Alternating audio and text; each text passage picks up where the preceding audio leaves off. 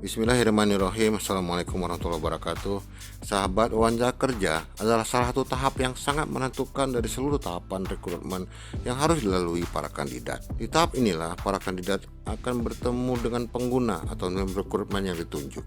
Untuk persiapan dan hasil yang optimal, para kandidat harus memastikan lebih dulu jenis wawancara yang akan dilaksanakan agar dapat mempersiapkan diri dengan baik untuk menghadapinya. Pertama, wawancara konvensional. Ini adalah jenis yang paling sering digunakan. Kandidat secara langsung diwawancarai oleh tim pewawancara. Ada dua metode, yaitu wawancara tradisional dan wawancara simultan. Dalam wawancara tradisional, seorang kandidat diwawancarai oleh sekaligus satu tim pewawancara. Pada wawancara simultan, seorang kandidat diwawancarai oleh seorang anggota tim, sementara anggota tim yang lain mewawancarai kandidat lain. Para kandidat akan diwawancarai tiap anggota tim secara bergiliran. Tiap anggota tim memiliki bagian tertentu untuk mendalami para kandidat. Beberapa pertanyaan yang telah dirancang khusus akan diajukan untuk menentukan kandidat mana yang paling tepat memenuhi kebutuhan perusahaan. Kedua, wawancara kelompok. Ini digunakan untuk menghemat waktu dan relatif banyak lowongan tersedia untuk posisi yang sama. Beberapa kandidat diwawancarai secara bersamaan, di mana tim wawancara akan mengajukan topik tertentu atau studi kasus untuk dianalisis dan didiskusikan. Tim wawancara dapat langsung membandingkan berbagai keunggulan dan kelemahan para kandidat sekaligus melihat bagaimana mereka bekerja dalam tim. Kandidat harus mampu menunjukkan keunggulan personal tapi tetap mampu bekerja sama dengan baik. Ketiga, wawancara video.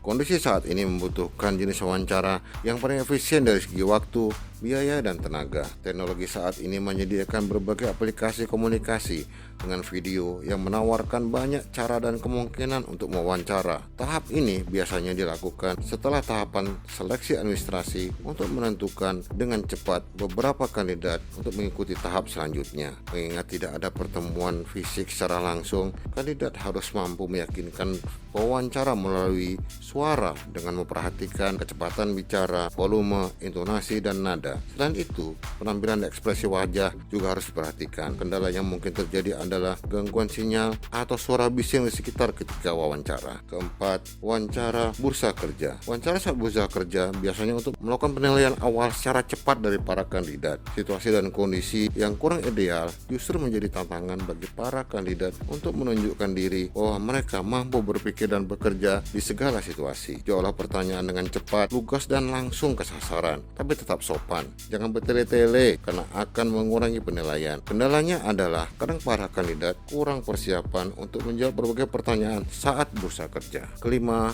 wawancara presentasi.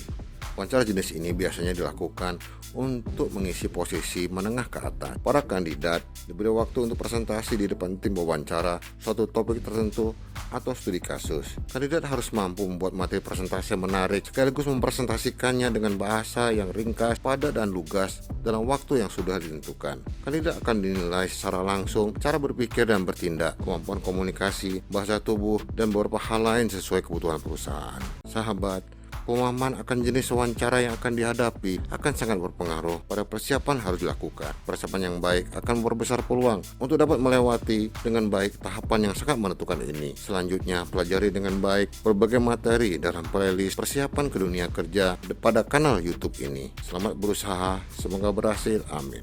Wassalamualaikum warahmatullahi wabarakatuh.